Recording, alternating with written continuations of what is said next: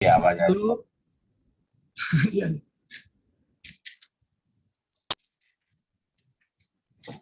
सर्वप्रथम बहुजन समाज के जन्मे संतों महापुरुषों को मेरा कोटि कोटि नमन।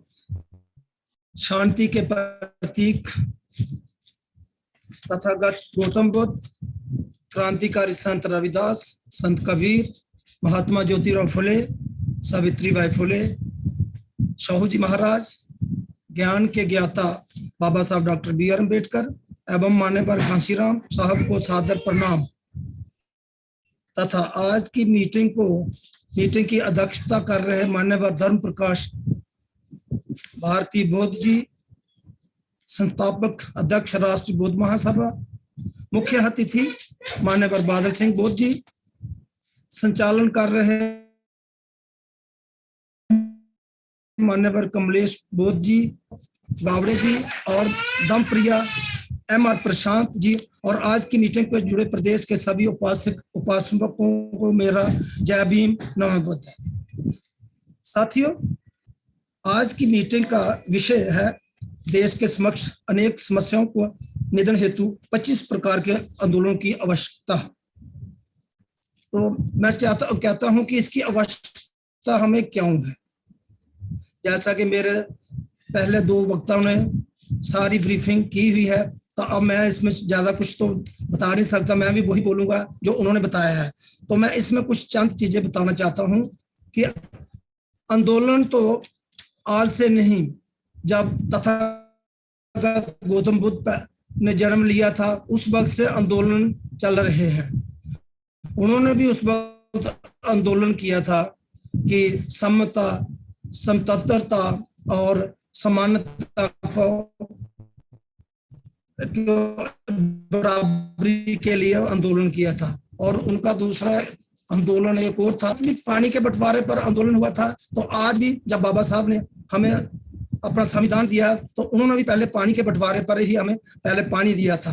तो जो संविधान में भी इसकी चर्चा की हुई उन्होंने कि तो इसमें चाहता हूं कि हम आंदोलन तो करेंगे, लेकिन आंदोलन करके उसका हल क्या निकलेगा, हमें उसका हल ढूंढना है, उसकी प्लानिंग करनी है। तो इसके लिए हम चर्चा बार बार करते रहेंगे, जितनी बार मर्जी चर्चा करेंगे तो चर्चा से तो कुछ हल नहीं निकलेगा। इसका हल तो हमें जो हमारे आचार्य जी हैं, जो हमारे अध्यक्ष जी हैं, वो हमारे लोगों को हमें दिशा निर्देश देंगे। उसी दिशा निर्देश से हम आगे अपने लोगों को चलाएंगे। और कैसे हमें आंदोलन तो हमेशा होता है। तो आप देख ही रहे हो कि आंदोलन इस वक्त किसान आंदोलन, सरकार जो टस की मस नहीं हो रही, तो एक वक्त आएगा कि वो आंदोलन खत्म हो जाएगा। हमें इस तरह का आंदोलन करना है कि गवर्नमेंट को प्रेशराइज करना है कि जो हमारे चीजें, जो संविधान में दी हुई चीजें हैं, उनको हमें कैसे वापस लेना है। जैसे कि हमारा संविधान इस वक्त इसको चारों तरफ से, हर तरफ से इसको खत्म करने की कार्रवाई हो रही है। और जो मनुवादी जो लोग हैं वो इसको खत्म करके ही छोड़ेंगे, मुझे ऐसा लगता है। लेकिन हमारा राष्ट्रीय बौद्ध महासभा इसकी अध्यक्षता कर रहे हैं, हमारे राष्ट्रीय बौद्ध महासभा के अध्यक्ष मान्य धर्म प्रकाश बौद्ध जी जो इस कड़ी से जुड़े हुए हैं। तो मुझे लगता है कि वो हमें ऐसे दिशा निर्देश देंगे कि हम इस अपने संविधान को अपने आखिरी बूंद तक इसको बचा कर रखेंगे। ये हमारा वादा है कि और हम अपना खून तन मन धन से आरबीएम के साथ हैं कि आरबीएम जो हमें दिशा निर्देश देगी हम उसके साथ चलेंगे। लेकिन हम अपने संविधान को जैसे भी जो होगा इसको हम बचाने की कोशिश करेंगे। दूसरी तरफ मनुवादी ताकतें, हमारी जितनी संस्थाएं हैं, जैसे अभी चर्चा हो रही थी कि हमारे एजुकेशन को उन्होंने इस तरह खत्म कर दिया है कि हमारा आज का बच्चा, हमारा कोई भी गरीब बच्चा वो एजुकेशन ले ही नहीं सकता। जैसे कि हमारे गावड़े साहब ने बोला है कि जब हम पढ़ते थे तो हमें भी उस वक्त हमारे साथ भी ऐसा डिस्क्रिमिनेशन व्यवहार होता था, लेकिन हम भी उसी दौर में पढ़े हैं। तो उस वक्त जब हम स्कूलों में जाते थे तो स्कूलों में नीचे बैठकर हम पढ़ते थे, तो जो हमारे टीचर होते थे, जो मास्टर होते थे, वो हमें पढ़ाते कम थे, लेकिन हमें खेतों में ले जाते थे और कहते थे कि आज ये आप ये कटाई करोगे, आज हमारी ये बुआई करोगे और आज ऐसा काम करोगे। लेकिन उनका उस वक्त से भी 47 से भी वो ये चाहते थे कि ये लोग पढ़े नहीं। लेकिन धन में बाबा साहब को प्रणाम करता हूं कि जो हमारे 47 के बाद, इंडिपेंडेंस के बाद, उन्होंने हमारे स्कूल के रास्ते खोले और बहुत से बच्चे हमारे स्कूलों में गए और स्कूलों में जाकर उन्होंने शिक्षा हासिल की, अच्छी शिक्षा हासिल की, और आज वो शिक्षा लेकर कोई doctor, engineer, IAS officer, SSP बने हुए हैं, जज जैसा भी बने हुए हैं। लेकिन इन लोगों ने देखा कि हमारी जो शूद्र समाज, दलित समाज दिन दुगनी रात चौगुनी तरक्की कर रहा है, तो वो उनको गवारा नहीं हुई। तो उन्होंने शिक्षा का जो साधन था वो आस्ता आस्ता उसको बंद करना शुरू कर दिया। आजादी की लड़ाई में जब मोतीलाल नेहरू के पास लोग गए तो उन्होंने बोला कि आपका बच्चा तो बाहर पढ़ रहा है, तो बाकी लोग तो आजादी की लड़ाई में शामिल हैं, तो आपका बच्चा नेहरू जी बाहर पढ़ रहे हैं। तो उन्होंने उस वक्त जवाब दिया था कि बाकी लोग तो आजादी की लड़ाई लड़ते रहेंगे, लेकिन किसी को तो प्रधानमंत्री भी बनना है, किसी को कैबिनेट मंत्री भी बनना है, तो अब नेहरू जी हमारे देश के प्रधानमंत्री बनेंगे। वो उस वक्त मोतीलाल नेहरू ने जे लोगों को जवाब दिया था। तो मैं कहता हूं कि ये उस दूसरी तरफ हमारा हेल्थ सेक्टर है, हेल्थ सेक्टर पर जो चर्चा कर रहे हैं, हेल्थ सेक्टर पर चर्चा कर रहे हैं, तो हेल्थ सेक्टर में भी यही कारण है कि जितने हॉस्पिटल खुले हुए हैं वो निजीकरण लोगों के पास, जितने भी लोग हैं 15-20 धन्ना सेठ, उन्हीं के पास वो हॉस्पिटल हैं। हमारे जो गवर्नमेंट हॉस्पिटल है उनकी हालत आप देख ही रहे हैं। इस वक्त कोरोना का दौर चल रहा था, ना हमारे पास वेंटिलेटर थे, ना हमारे पास मास्क थे, इवन की कुछ भी चीजें नहीं थी, लेकिन उसको लगते लगते उसको 1 साल लगा, कितने लोगों की जानेंगी। लेकिन इसके साथ उनको कोई सरोकार नहीं है, ब्राह्मणवादी लोगों को इसके साथ कोई सरोकार नहीं है। अगर दलित वर्ग के लोग मरते हैं तो मरते रहें, उनको इसके साथ कोई सरोकार नहीं, वो अपनी सरकार चलाते रहेंगे और उनकी सरकारें चलते रहेंगे, तो ये हमारे साथ ऐसा ही होता रहेगा। मुझे एक डायलॉग याद आ रहा है गदर फिल्म का डायलॉग था, उसमें सनी देओल कहता है कि आपका पाकिस्तान जिंदा था, जिंदा रहेगा, जिंदाबाद है, लेकिन हम भारत में रहते हैं, हमारा भारत जिंदाबाद है, जिंदाबाद रहेगा और जिंदाबाद हमेशा रहेगा। तो इसी बात पर मैं कहता हूं कि हमारा जो बुद्ध कल्चर है, जो आज से 2600 साल पुराना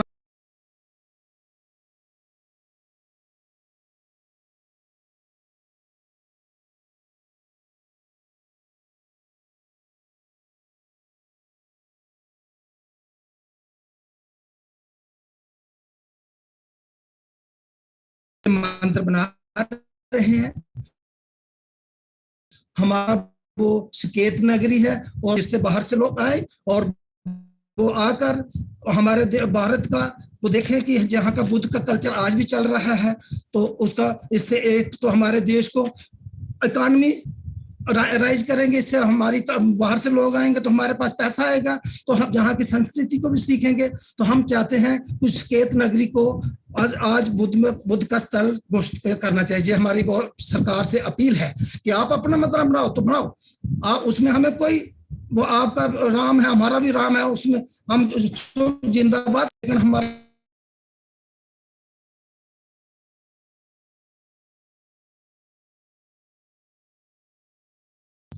ईवीएम की बात की आप लोगों ने, तो ईवीएम जिन लोग देशों में ईवीएम का इन्वेंशन की, जिन्होंने इसका इन्वेंशन किया, आज वो इस ईवीएम को छोड़ रहे हैं। क्यों छोड़ रहे हैं? इसलिए कि इस ईवीएम में कहीं ना कहीं कुछ गफला है। जबकि मेरे पहले वक्ता ने ये भी बोला कि सुप्रीम कोर्ट ने भी मान लिया है 2013 में कि इसको बंद करना चाहिए, लेकिन जो हमारी सरकारें हैं, पहले कांग्रेस सरकार थी, उनको जो जरूरत थी, उन्होंने गवर्नमेंट बना ली। अब दूसरी सरकार बीजेपी की आ गई है, उनको भी इस ईवीएम की जरूरत है, तो वो क्यों बंद करेंगे इस ईवीएम?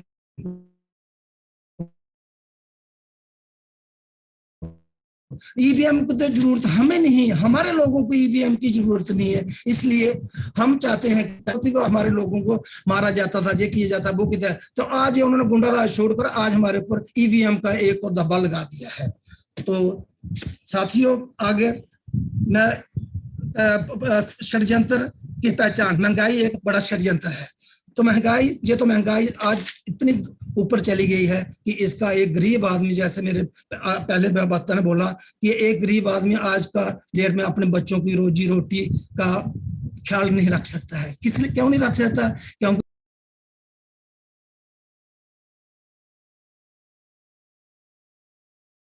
गरीबी रेखा से और नीचे आ गई है। जो मिडिल क्लास पिछले कुछ सालों में हमारे गरीब थोड़ा राइज किए थे, वो 3-4 करोड़, हमारे 17 करोड़ से 23 करोड़ चले गए थे, लेकिन आज वो 23 करोड़ नीचे आ गए हैं, वो गरीबी रेखा से नीचे आ गए हैं। तो ये, मैं तो पढ़ा लिखा आदमी, मैं तो नहीं कहूंगा कि कोई, लेकिन फिर भी इसमें गवर्नमेंट ने जो अपने काम करने थे, सरकारें में अपने काम कर रही है। जो किसानों का बिल लाया है, NCA, NPC, NRC जे लाया, जेपी बैकडोर से एंट्री लाई और संसद में पास किया, बगैर मतीगण से उसको पास भी कर दिया। तो अब जैसे अब इसको अगर वापस लेना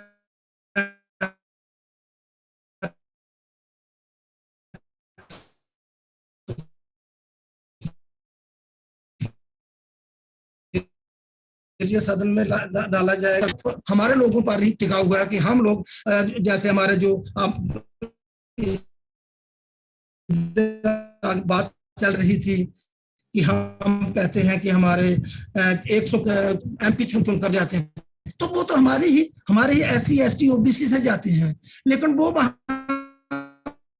पर क्या करें, वो वही है, वो चमचे हैं। जैसे एक प्रकार का चमचा है, वो सरपंच पंच बन गया, उसके ऊपर MLA बन गया, उसके ऊपर वाला जो बड़ा चमचा है वो MP बन गया, तो वो वहां जाकर उन्हीं की बात करेंगे, हमारे लोगों की बात तो बिल्कुल नहीं करेंगे, हमारे लोग वहीं के वहीं पिछते रह जाएंगे। इसलिए हम चाहते हैं, हम किसको चुनकर भेजें?